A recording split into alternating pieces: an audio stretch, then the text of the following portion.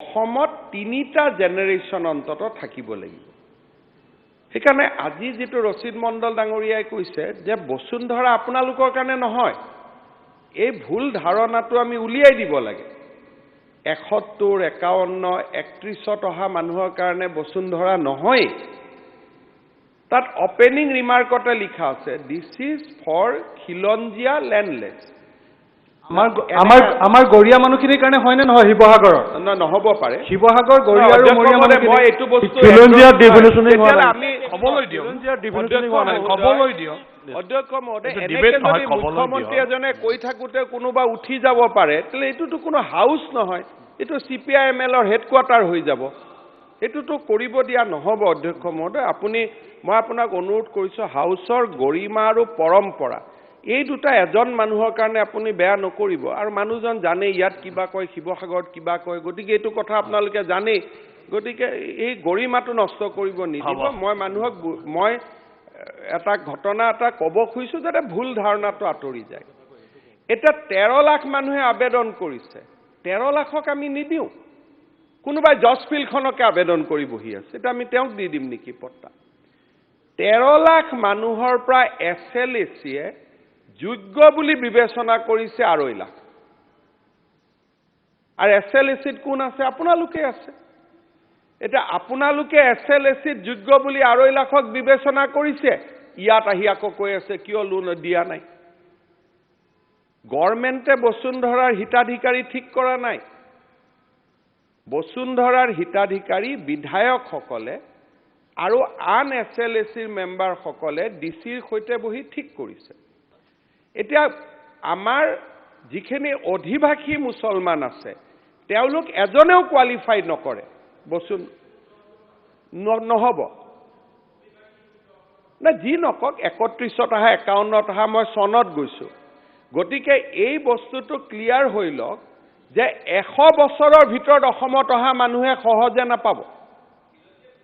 খিলঞ্জীয়া, মৰাণ, মটক সংজ্ঞা মই আজি উত্তৰত দি দিছোঁ, অহাকালি সংজ্ঞা পাব যে অসমত যুগ যুগ ধৰি বসবাস কৰি থকা মানুহে খিলঞ্জীয়া।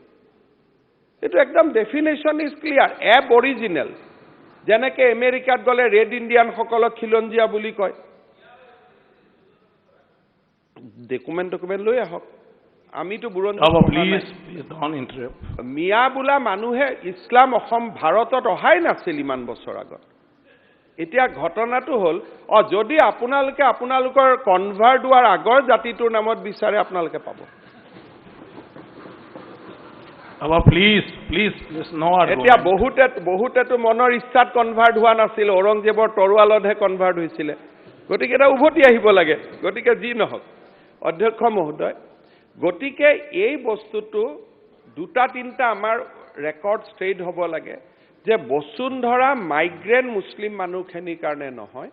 ঠিক তেনেকৈ বসুন্ধৰা মাৰোৱাৰী, বিহাৰী, যিসকল পিছত ভাৰতৰ বিভিন্ন ৰাজ্যৰ পৰা আহিছে, তেওঁলোকৰ কাৰণেও নহয়। তেওঁলোকৰ কাৰণে ছেপাৰেট চেনেল খোলা আছে। ভূমিহীন মানুহে আবেদন কৰিব, SLAC বহিব, জিলা উপায়ুক্তই পট্টা দিব। কমচে কম বসুন্ধৰাটোতো ট্ৰাইবেল মানুহখিনিৰ কাৰণে এৰি দিয়ক, বসুন্ধৰাটো চিডুল কাষ্ট মানুহৰ কাৰণে এৰি দিয়ক, বসুন্ধৰাটো OBC মানুহখিনিৰ কাৰণে এৰি দিয়ক। আজি ইমান বছৰ তেওঁলোকে ভূমিৰ অধিকাৰ পোৱা নাই। দ্বিতীয় কথা, আপোনালোকে কৈছে চৰৰ মানুহক দিব লাগে, মইতো খুব ভাল পাওঁ। কিন্তু কংগ্ৰেছৰ দিনত চৰত ভূমিৰ এতিয়ালৈকে পঞ্জীয়নে নহ'ল, ভূমিৰ এছেছমেণ্টেই হোৱা নাই যে চৰত কিমান মাটি আছে, স্থায়ী চৰ কিয়। তাত কেডেষ্ট্ৰেল মেপ, চৰটো NC-টো নপৰে, কেডেষ্ট্ৰেলতো নপৰে। গতিকে চৰৰ ক্ষেত্ৰত আমি পলিচি এটা আলোচনা কৰিব লাগিব, কাৰণ চৰৰ মাটিৰ কোনো ৰেকৰ্ড আমাৰ লগত নায়েই।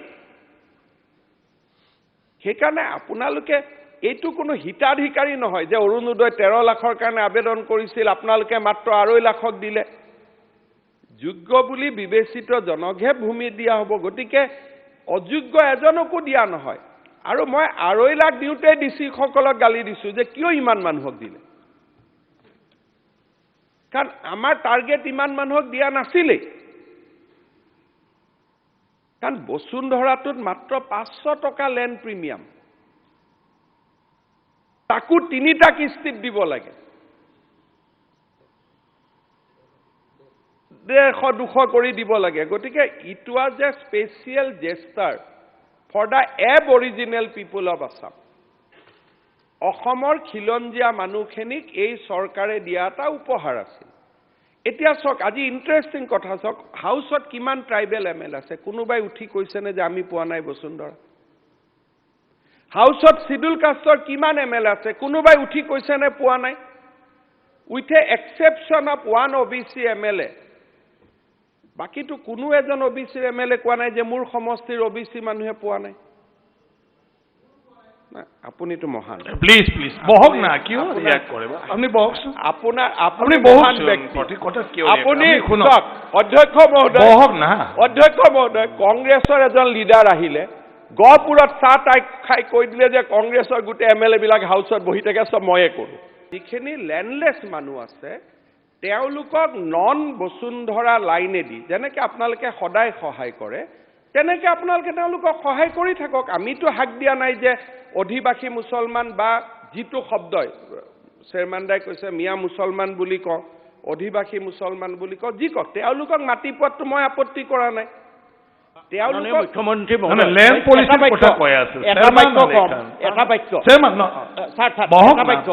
তাৰমানে আপুনি যিটো কৈছে বসুন্ধৰাত যিটো নিয়ম দিয়া আছিলে যে 3টা জেনেৰেশ্যন হলে সেইমতে পৰাৰ পিছতো আমাৰ বৰপেটা সমষ্টি আমি পাছো কৰি দিলো।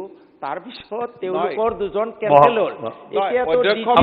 লেণ্ড পলিচিৰ বিষয়ে ক্লিয়াৰ আৰু যিটো আপুনি কৈ আছে লেণ্ড পলিচিৰ বিষয়ে ক্লিয়াৰ কৰি আছে যে বসুন্ধৰা আপোনালোকক সময় দিয়া নাই নেকি কবৰ কাৰণে? মই কথা ক'লেহে মোৰ সময়খিনি লৈ যায়। মোৰ লগত আৰু এনেকে থিয় কৰি কথাটো হ'লে লেণ্ড পলিচি দেখোন যে যদি বসুন্ধৰাৰ গাইডলাইনৰ পিছত পৰাৰ পিছতো কোনোবা যদি ব্যক্তিয়ে পোৱা নাই, সেইটো এটা কমপ্লিট বেলেগ কেছ। গাৰ্জেন মিনিষ্টাৰক আপোনালোকে ক'ব, এইখিনি আমি চাই দিম।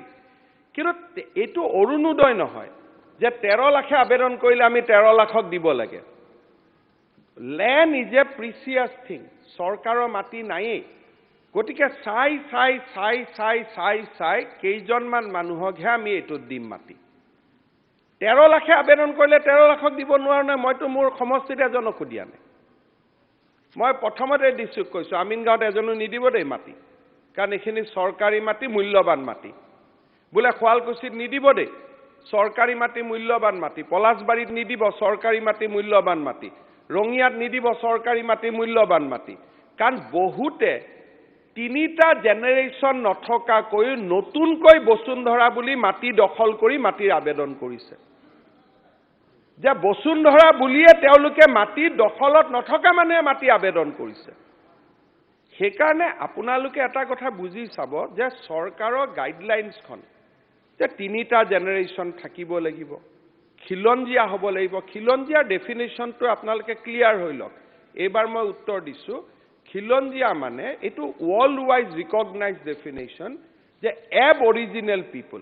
এবঅৰিজিনেল, অৰিজিনেল নহয়, এবঅৰিজিনেল পিপল। আমেৰিকাত ৰেড ইণ্ডিয়ানবিলাকক এবঅৰিজিনেল পিপুল বুলি কয়। অসমত আমাৰ জনজাতীয় লোকসকল লগত Moran, Motok, Chutia, they are the aboriginal people. আমি নহয়। আমিতো কনজৰ পৰা আহিছোঁ।